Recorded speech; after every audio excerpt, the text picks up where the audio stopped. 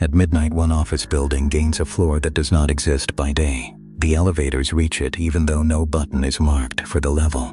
Security cameras record people entering and returning hours older. By sunrise, every trace of the floor disappears. This is File U17005. This is the investigation into the 13th floor of Hian Tower. Hian Tower opened in 1986 with 42 registered floors. Its blueprints were ordinary, and its inspection records were complete. For years, nothing about the building attracted attention. Then a night cleaner reported an elevator stopping above the top floor. The display showed a number that should not have existed: 43. The doors opened onto a corridor lit by pale yellow lamps. The cleaner stepped out and heard office phones ringing behind locked doors. Every wall clock showed 0 Team Blygen 17. He returned to the elevator before the doors could close. When he reached the lobby, the sunrise had already begun. His watch showed that only 6 minutes had passed. The building records showed that he had been missing for 9 hours. Management dismissed the report as exhaustion, but the elevator maintenance logs recorded an impossible stop. The system had traveled to a floor above its physical limit. Engineers searched the shaft and found no hidden extension. The roof machinery sat exactly where the plans said it should. There was no room for another floor. 3 months later, a security guard reported the same event.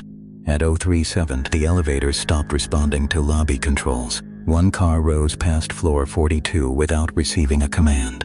The guard watched the display change to 43. Then, every security monitor filled with static. When the picture returned, the elevator doors were open upstairs. A camera showed a corridor that did not match any known part of the tower. The walls were covered with dark wood and old brass signs. Figures moved behind frosted office glass. None of them appeared on the employee registry. The guard printed a single frame before the footage vanished. In the corner of the image was a small circular mark, E17. That symbol moved the case into restricted review. Investigators arrived during the next predicted window. They placed sensors inside all 6 elevator cars. They also installed independent cameras inside the shaft. At 03:16, every instrument was functioning normally. 1 minute later, the building power dipped for 2 seconds. Elevator 4 began rising without a passenger command. Its position passed the top registered floor.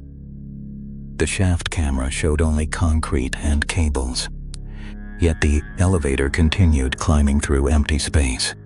The display changed from 42 to 43. The doors opened onto the impossible corridor. 2 investigators had entered, while the others remained below. The air smelled of dust paper and warm electrical wiring. The corridor stretched farther than the tower could physically contain. Doors lined both sides with brass number plates. Every plate carried dates instead of office names. Some dates belonged to the future. Others matched days when people had disappeared from the building. The first unlocked office contained rows of empty desks. Computers glowed with screens showing employee records. The names belonged to workers from different decades. Some had died before Hian Tower was built. Others had not yet been born. Each record included an arrival time of 03:17. The next office contained stacks of personal belongings. There were watches, keys, photographs, and employee badges. Every item belonged to someone once reported missing. A cassette recorder on the desk was still running. The tape contained voices reading dates and names.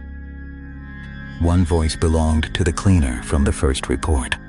He had never recorded that message. The investigators continued deeper into the floor. The corridor changed slightly every time they looked back. Doors moved and intersections appeared where walls had been. Their radios received only fragments of office conversations. Some voices discussed events that had not happened yet. Others repeated the investigators' own words seconds before they spoke. At the center of the floor, they found a large conference room. A table inside held 43 folders arranged in a circle. Each folder corresponded to one floor of Hian Tower. The first 42 folders contained ordinary building records. The final folder was marked 017. Inside were blueprints of locations from earlier investigations. One page showed the lighthouse on Meer Haven Island. Another showed Platform 0 beneath Blackthorn. A third showed the road that led back to yesterday. Hian Tower was connected to every anomaly already discovered. The final blueprint showed the tower as a vertical map. Each floor represented a different moment rather than a place. Floor 43 existed between recorded time periods. It collected people who entered at the wrong moment. A handwritten note explained the purpose of the building. The tower does not contain the extra floor. The extra floor contains the tower. A second note listed arrivals that had not happened yet. One of those entries carried the investigator's own name. Before the team could copy the note, the lights turned red. Every office phone began ringing at once. The clocks changed from 03:17 to 03:18. The impossible floor started collapsing into darkness. Doors opened and shadowed figures stepped into the corridor. The investigators ran back toward the elevator. Behind them, the walls stretched and folded like paper. The elevator doors began closing before they reached the car. One investigator forced the doors apart with a metal case. Both entered as the corridor vanished behind them. The elevator descended without showing any floor numbers.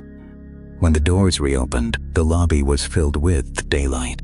Only 11 minutes had passed for the team. Outside the tower, 3 full days had gone by. The recovered cameras contained no usable footage, but one audio file survived the descent.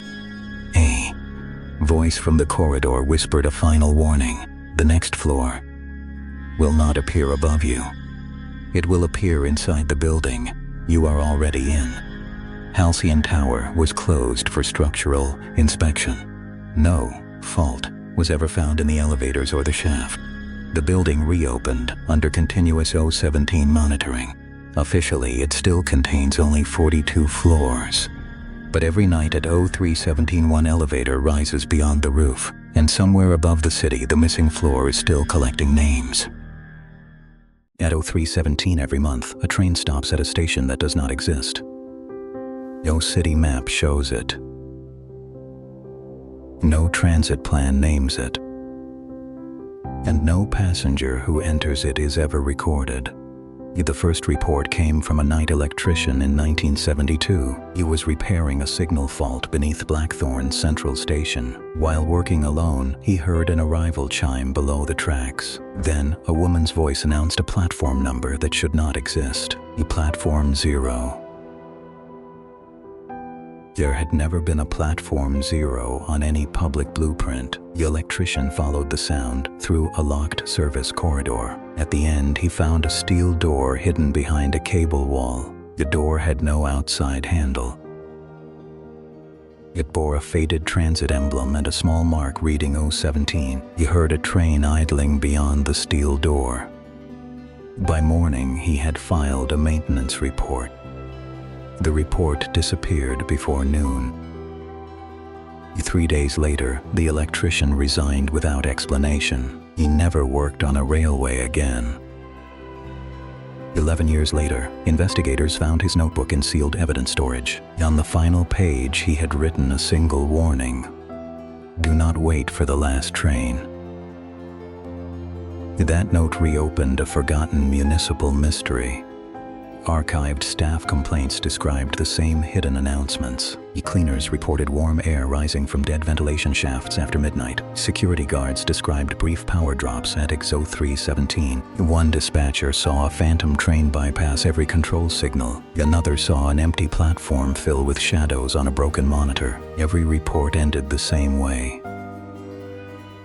The file was marked inactive and moved to restricted storage. Investigators began with the original station blueprints. Blackthorn Central had been rebuilt 6 times in 50 years, yet the bedrock survey revealed a hollow chamber below the oldest line. The chamber was never explained in any engineering record. It was too large to be a drainage vault, too symmetrical to be natural,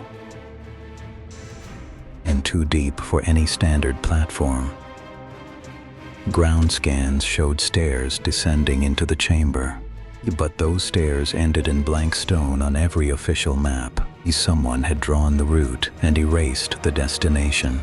To verify the anomaly, an inspection team entered the corridor at 02:41 a.m. They carried cameras, portable lights, and a reel-to-reel recorder. The steel door still stood behind the cable wall. This time, it was unlocked. Beyond it was a concrete stairwell spiraling into cold air. The deeper they went, the cleaner the walls became. Dust vanished. Rust vanished. And old maintenance markings gave way to polished black tile. At the bottom, they reached a platform lit by dim amber lamps. The station was enormous. It stretched farther than their flashlights could reach. A dark track ran through the center like a wound in the earth. On the far wall hung a complete city rail map. One line was marked in red. It did not match any known route. Its name was the Hollow Line. The final stop was Platform 0. Every clock in the station was frozen at 03:17, yet the lights were still humming. The benches stood in perfect rows without dust. Ticket machines glowed with standby power. The glass boards showed no destinations, only the words "Next Arrival." Under every display was the same symbol, U17. Investigators searched the ticket office first. Inside were paper tickets bundled with twine. Every ticket was stamped with a date from the future. The destination field was always blank. The price field always read paid. And the passenger count box always read 1. In a back cabinet, they found station logbooks wrapped in plastic. The oldest entry was dated 1949. That was decades before Blackthorn Central officially opened. Early entries recorded cargo arrivals with no listed contents. Later entries recorded passenger transfers with no listed names. Then the records became stranger. One line read arrival from Vera. Another read relocation approved by 017. A third simply said memory retained in transit. Investigators photographed every page.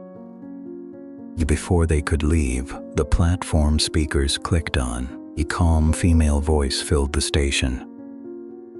The final inbound service approaching Platform 0. Please remain behind the yellow line. There was no operator in the booth. No active control signal on their equipment. And no vibration on the rails. Then wind rushed through the tunnel.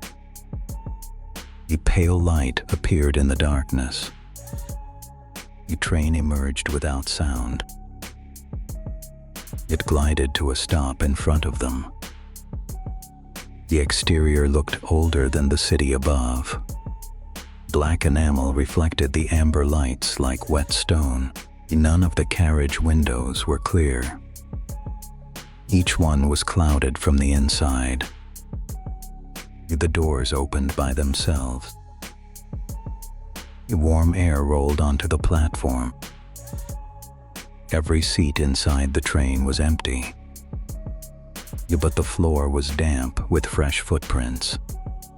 One investigator saw words carved into a window. "We are still arriving." The team tried to radio the surface. No signal left the station. A second announcement began immediately. E-transfer available for all unlisted locations. Doors closing in 10 seconds. One camera operator stepped backward across the train threshold. The doors shut before anyone could pull him back. The carriage lights turned blue. The train pulled away without sound. It vanished into darkness in less than 3 seconds. Search crews reached the stairwell at dawn. They reported no station below. Only a sealed shaft of black stone. On the recovered tape, the missing operator whispered one final message. This train moves places, not people. Today, Platform 0 remains active under 017 observation, and somewhere below Blackthorn, the last train is still waiting. For centuries, sailors whispered about an island that should not exist. The stories always began with fog and ended with disappearance. Every witness described the same black cliffs and the same white lighthouse, but no map could keep the island in one place. It appeared once and then vanished for 17 years. Then it returned somewhere else across the ocean. No storm brought it, and no tide could explain it. This is File U17-003. This is the investigation into Meer Haven Island, the island that moves every 17 years. Your first modern clue came from a research vessel in the Atlantic. The ship was found drifting with its engines still alive. Every cabin was empty, and every life jacket remained untouched. On the bridge, investigators found a wet navigation chart. A red circle marked coordinates far from any shipping route. Inside the circle, someone had written one word: Meer Haven. Meer. Satellite control reviewed the same coordinates from that night. One captured frame showed a dark island in open water. At the center stood a lone lighthouse facing the sea. The next satellite pass showed only empty ocean. There was no cloud cover and no technical failure. The island had simply stopped being there. The case was buried in restricted storage and quietly forgotten. 17 years later, a cargo pilot saw the island again. This time, it appeared in the South Pacific. The cliffs matched the older images stone for stone. The lighthouse matched them too, without a single visible change. The interval between sightings was exactly 17 years. Investigators reopened the file and searched older maritime archive. They found sailor logs describing land that rose from morning fog. They found whaling journals that mentioned a moving light above Black Rock. They found a naval diary that described an island gone by dawn. Every report was separated by the same strange cycle. Every report ended with the same silent lighthouse. One water-damaged journal from 1931 carried the first warning: the island is not lost, and it is not hiding. It is moving through places that no longer belong to the world. That sentence changed the investigation completely. A new expedition was approved before the next cycle closed. Researchers tracked sea fog, magnetic distortion, and abnormal time. On the 17th day, their instruments began to disagree. The horizon bent as if something hidden were pushing through it. Then dark land emerged where empty water had been seconds earlier. Meer Haven rose from the fog like a memory returning. The shore was a narrow, pale beach beneath towering cliffs. Above the cliffs, the lighthouse turned in the dying light. No one appeared in the windows, and no voice came from within. The team landed at dusk with cameras, lanterns, and recorders. The air on the island felt colder than the sea around it.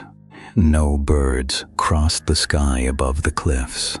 No insects moved in the grass around their boots. The only sound was the slow sweep of the lighthouse beam. Straight stone paths cut across the island toward the tower. Every path pointed to the same open door. Carved into the stones, they found the same recurring mark. The symbol appeared again and again beside the path. It was the mark they had seen in every earlier file. U-17 was waiting for them on the island. Inside the lower chamber stood shelves of navigation books. Sea logs filled the room in careful rows. Many of the books looked older than the first recorded sighting. A brass compass on the table refused to settle. Every clock in the room had stopped at 0317. The walls were covered with maps pinned edge to edge. None of the maps showed ordinary coastlines. They showed cities, tunnels, valleys, and islands missing from every known atlas. One map matched the vanished city of Vera. Another traced the route that led to Platform 0. Meer Haven was connected to every US-17 case already on. In the next chamber, the team found cabinets full of field notes. Each note described a place that appeared and disappeared without warning. Some notes were centuries old and written in different languages, yet every page carried the same symbol at the top. One journal was newer than the rest and bound in dark blue cloth. It belonged to someone identified only as the keeper. The entries were calm, precise, and deeply unsettling. The keeper wrote that the island was not a refuge. It was an anchor. It held open a route between forgotten places. That route could not remain fixed for long. Yet every 17 years, the anchor shifted. When it shifted, every connected location moved with it. Cities disappeared, tunnels were buried, and coastlines changed. The world did not lose those places. It lost the ability to reach them. In the highest chamber, the team found a mechanical map larger than a table. Metal rings rotated around a glowing glass ocean. New coordinates appeared on the glass every 17 seconds. Then they faded and were replaced by others. Several matched old island sightings from the archive. Others matched no known point on Earth. Beside the machine hung the final entry from the keeper. If the light turns red, the anchor is shifting. Leave at once. And do not look back. Ynault bounced around. The warning came too late. At midnight, the lighthouse beam changed from white to red. The ocean beyond the windows became perfectly still. Then, the tower floor began to tremble. Loose papers rose into the air as if pulled by invisible wind. Outside, the shoreline started dissolving into silver mist. The team ran for the beach, carrying the documents they could save. Behind them, the red beam swept across the island like a signal. Rocks near the cliffs faded before their eyes. The beach narrowed with every second. Their boats hit the water just as the mist swallowed the shore. From the sea, they watched the whole island grow dim. The lighthouse remained visible longer than anything else. Then, it too vanished into blank fog. By dawn, only open ocean remained around the boats. Every navigation system now displayed a different position. One recovered camera contained a final image from the upper window. It showed another island far beyond the mist. That second island had never appeared in any maritime record. A dark tower stood on its shore with its own red light. The Meer Haven documents were sealed inside the U-17 archive. They changed the meaning of every earlier file. The archive now treated Meer Haven as the center of the pattern. Vera and Platform 0 had not been destroyed. They had been shifted beyond the map, and Meer Haven was still moving. At 3:17 a.m., an abandoned radio began naming people listening to it. The first name belonged to a fisherman who had vanished 20 years earlier. The second belonged to the technician recording the broadcast that very night. Then the voice calmly announced a place called Morrow Vale. No atlas, census, or satellite record contained any town by that name. Yet the broadcast gave coordinates accurate to within 3 meters. They pointed toward an empty section of the northern Norwegian Sea.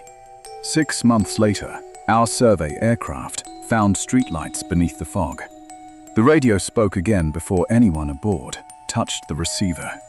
3 will enter Morrow Vale, it said. 2 will return. The recording you are about to hear was recovered from the third person, according to every official record. That third person never existed. The story began in November 1987 inside a coastal monitoring station. Its operator, Elias Venn, tracked weather traffic for passing cargo ships. Shortly after midnight, every channel fell silent at exactly the same moment. Venn described the silence as pressure, not the absence of sound. At 3:17, a woman's voice emerged beneath a low mechanical pulse. She read tomorrow's weather for streets Venn had never heard of. Lantern Avenue would flood. North Pier would close before sunrise. Children were advised to remain indoors until the bells stopped ringing. The transmission ended with a phrase repeated exactly 17 times. Morrow Vale remembers everyone who has forgotten Morrow Vale. Venn copied the recording and reported it to his regional supervisor. By noon, 2 unidentified officials had removed every tape except one. Venn concealed the surviving cassette inside the station's emergency beacon. He marked it with a circle crossed by a diagonal line. Beneath the symbol, he added the number 17 in red ink. 3 days later, Elias Venn disappeared during a routine walk home. Police found his keys, his wallet, and a still-burning cigarette. There were no footprints leading away from where the cigarette lay. The monitoring station closed the following spring and was gradually forgotten. 36 years passed before contractors dismantled its emergency beacon. Inside, they discovered a cassette untouched by moisture or corrosion. The label carried Venn's handwriting, Morrow Vale, and the same coordinates.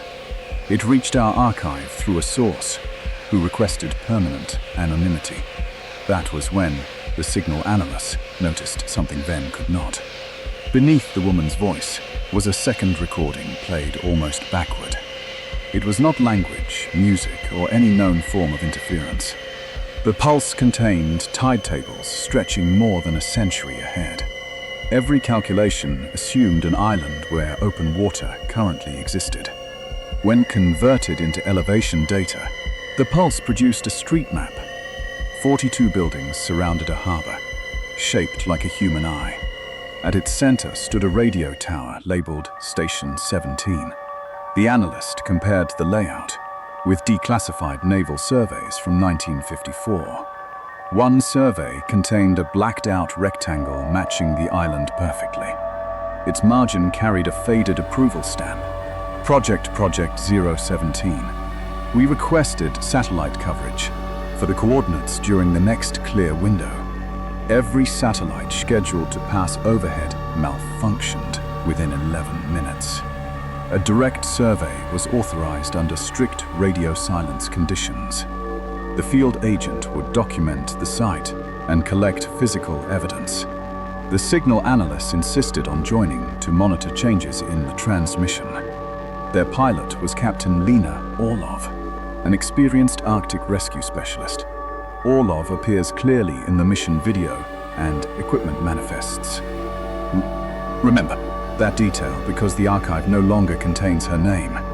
The aircraft departed Tromsø shortly before dawn on February 17th. Weather reports promised clear skies and visibility beyond 80 kilometers.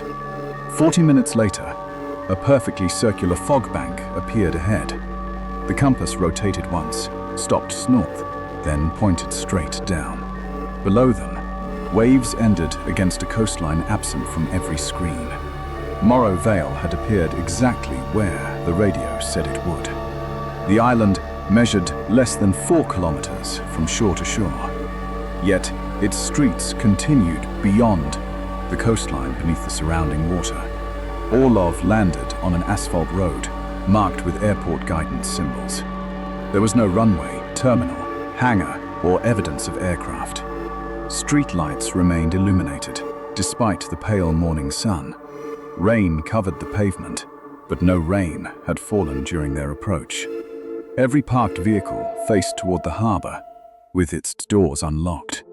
Their engines were warm, although dust sealed each hood and windshield. The first building was a cafe prepared for customers who never arrived. Coffee still steamed in 11 cups, arranged around the silent room. On the wall, every clock displayed precisely 3:17. The second hand of each clock moved only when nobody watched. The team entered homes expecting abandonment, decay, or human remains. Instead, every room appeared occupied only moments before their arrival. Baths were warm, televisions glowed, kettles trembled on cold stoves. Family photographs showed houses, streets, and landscapes, but never people. Mirrors had been covered with newspaper, dated the following morning. One headline reported the arrival of 3 unnamed investigators. The photograph showed their aircraft already burning beside the harbor. Outside, the aircraft remained, intact and visible between the buildings. The signal analyst detected the broadcast coming from every powered object. Even disconnected telephones whispered weather reports through their receivers. Then the town's public speakers clicked on, one after another. The woman's voice welcomed each team member by full name. She described the field agent standing beneath a broken blue awning. She described Orlov raising her camera toward the western clock tower. She described the analyst removing his headphones before he moved. Each announcement preceded the action by exactly 5 seconds. They tested the pattern by refusing to follow the next prediction. The voice said Orlov would look through a bakery window. Orlov closed her eyes and faced in the opposite direction. 5 seconds later, every window reflected her looking inside. The reflections smiled while the real Orlov began to scream. The field agent ordered everyone back toward the aircraft immediately. A street that had been straight now curved toward the radio tower. Every route they chose returned them to the same red door. The red door belonged to Station 17, the map's central building. Its lock opened when the analyst replayed Ven's original cassette. Inside, dust covered everything except 3 pairs of fresh footprints. The tracks matched their boots and led deeper into the station. Along the corridor hung portraits of the town's radio operators. Every portrait showed the same woman at a different apparent age. The earliest photograph was dated 1903, before radio broadcasting existed. The newest carried tomorrow's date and showed an empty chair. The broadcast room contained a microphone, tape machines, and no transmitter. Cables disappeared through the floor into a sealed lower level. On the console, a red button blinked in 5-second intervals. Above it, someone had scratched, "Do not let it finish." A reel began turning, although the machine had no electrical connection. Through the speaker, they heard their own voices from moments ahead. The agent's voice ordered the analyst not to open the floor hatch. The analyst's voice answered, "We already did." The hatch released before either man touched its locking wheel. A staircase descended farther than the island's geology could contain. Orlov remained upstairs to maintain contact with the aircraft. Her final visible gesture was a raised hand signaling 5 minutes. The agent and analyst descended through 11 identical concrete landings. Every landing carried a map of a different non-existent settlement. Some were islands, others were tunnels, cities, or stations under ice. Each location bore the same symbol, Project 017. At the lowest land, they found an archive larger than the town. Metal shelves stretched beyond their lights in every direction. Boxes were catalogued by latitude, longitude, and date of disappearance. One drawer contained maps printed on materials neither could identify. Another held photographs taken from impossible positions above the Earth. The analyst discovered a cabinet labeled with their mission number. Inside were 3 personnel files prepared decades before their births. The first described the field agent as returned with partial memory. The second described the analyst as returned carrying active signal. Orlov's file contained only a photograph of the empty broadcast chair. Behind the photograph was a handwritten instruction addressed to me. It said, "Archivist, this is where your collection begins." Upstairs, Orlov called down to ask why they had returned without her. The men were still beneath the station when her message arrived. Then another Orlov answered from somewhere deeper in the archive. Both voices repeated the same sentence, separated by 5 seconds. "Do not look at me when the lights turn red." The agent closed his eyes. The analyst watched the spectrum display. A fourth heartbeat appeared between their two signals on the monitor. Footsteps approached, perfectly matching their own breathing rhythm. When the lights returned to white, Orlov's radio lay on the floor. Its casing was decades older, corroded and engraved with Ven's initials. The speaker whispered, "Two will return, but only one will remember." Somewhere above them, the aircraft engine started on its own. They ran upstairs as every tape machine began playing simultaneously. Thousands of voices described disasters that had not happened yet. Some transmissions came from dates more than 6 centuries away. Others repeated final messages from places erased from recorded history. At the broadcast room, Orlov was gone, and her equipment remained. The tower voice announced the aircraft would burn in 60 seconds. The men crossed streets, now filling with silent human silhouettes. Every figure faced away, holding a radio against one ear. In shop windows, their reflections ran 5 seconds ahead of them. One reflection reached the aircraft and opened its door first. The agent fired an emergency flare through the reflected windshield.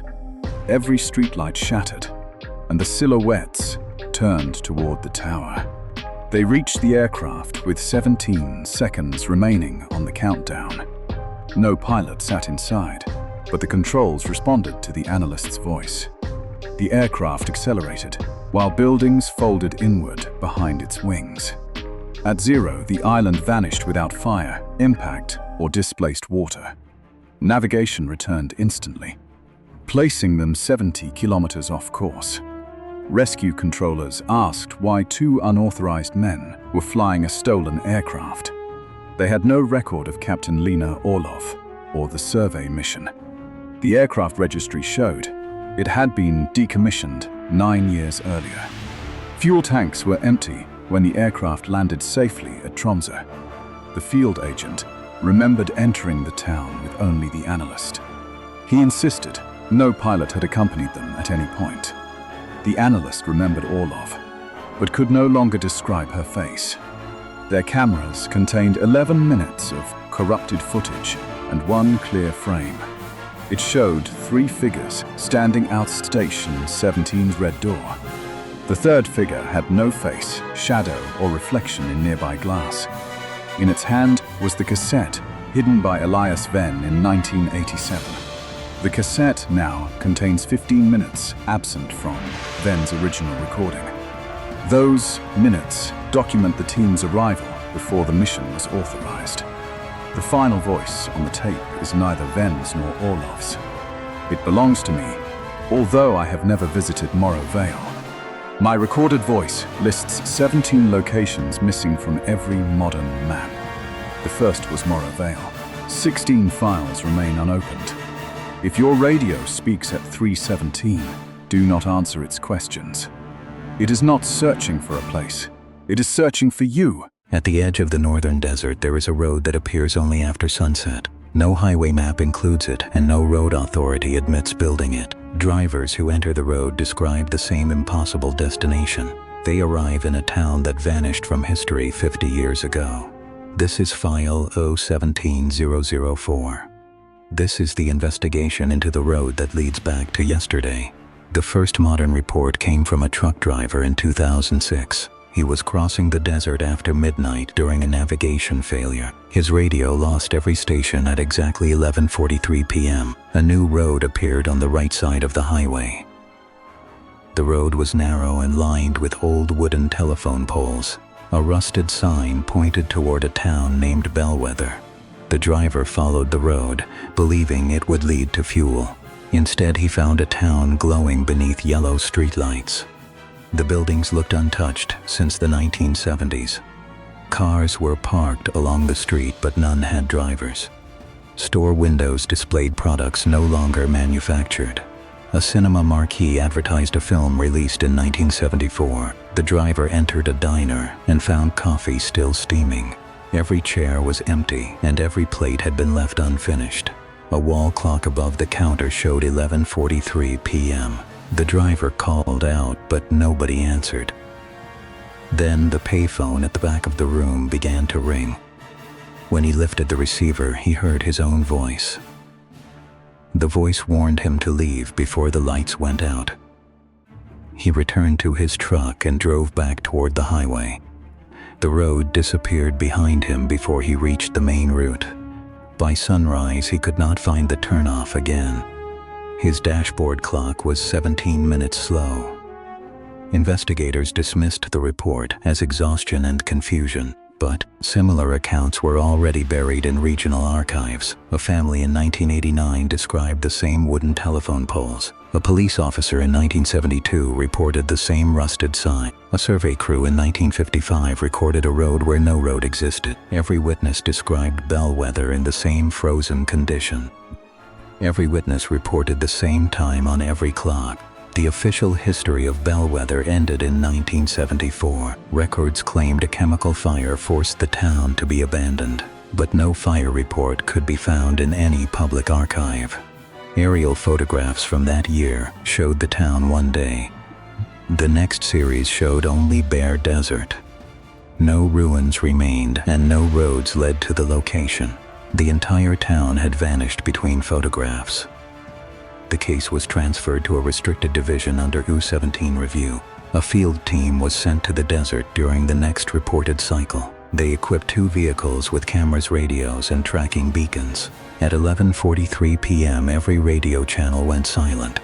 A line of wooden telephone poles appeared beside the highway. Then a narrow road formed beneath the headlights. The team turned onto it and lost contact with the outside world. The desert beyond the windows became darker than the night sky. Their compasses rotated without stopping. The tracking beacons reported 2 locations at once. After 7 minutes, the lights of Bellweather appeared ahead. The town looked exactly like the archive photographs from 1974. The same newspaper rested outside the same grocery store. Its front page carried the date October 17, 1974. No wind moved the paper and no dust covered the street. The investigators entered the town hall first. Inside, they found desks covered with unfinished documents. A meeting agenda mentioned emergency relocation orders. The final page carried a red U-17 stamp. A map on the wall marked several locations from earlier files. Vera was circled beneath the Atlantic. Platform 0 was marked below Blackthorn. Meer Haven was drawn in 3 different oceans. Bellweather was connected to all of them by a single red line. The line ended at a symbol labeled Transfer Point 4. The team moved toward the old municipal power station. Every streetlight grew brighter as they approached it. Inside, the station machines were running without fuel. A row of monitors showed streets from the town in real time, but several screens showed the investigators arriving hours earlier. One screen showed them leaving the town the next morning. Another showed one vehicle returning without anyone inside. The timestamps on the screens moved backward instead of forward. A technician opened the main control cabinet. Behind the wiring was a circular mechanism marked U-17. The mechanism rotated once every 17 seconds. With each rotation, the town lights flickered. The team realized Bellweather was not frozen in time. It was repeating the final 17 minutes before disappearance. Every empty cup and unfinished meal returned to its earlier position. Every clock returned to 11:43 p.m. The loop was preparing to restart again. A recorded message began playing through the town speakers. Residents were ordered to gather at Transfer Point 4. The voice described the event as an emergency relocation. Then, silhouettes appeared at the ends of the streets. They moved slowly toward the center of town. The figures wore clothing from 1974. None of them reacted to the investigation team. They walked through doors and walls as if following an older path. The team followed them beneath the power station. A hidden stairwell led into a circular, underground chamber. At its center stood a metal doorway filled with pale light. The missing residents gathered silently around it. One by one, they stepped through and disappeared. The doorway displayed coordinates instead of a destination name. Those coordinates matched Meer Haven Island during its last appearance. Bellweather had not been destroyed or abandoned. The entire population had been transferred somewhere else. The town remained as a repeating record of the event. The mechanism began rotating faster as the final minute approached. Every light in Bellweather turned red. The underground doorway started widening beyond its metal frame. The investigators ran back toward their vehicles. Behind them, the town filled with the sound of ringing telephones. Every payphone carried the same warning in the driver's voice. Leave before the lights go out. The team reached the road as the town began fading behind them. Their second vehicle lost power near the last telephone pole. The first vehicle returned to the highway alone. 17 minutes later, the missing vehicle appeared beside it. Its doors were open and every seat was empty. The onboard camera contained one final frame. It showed Bellweather under a different sky with Meer Haven on the horizon. File 01704 remains active and unresolved because Bellweather is not trapped in the past. It is waiting at the next transfer point.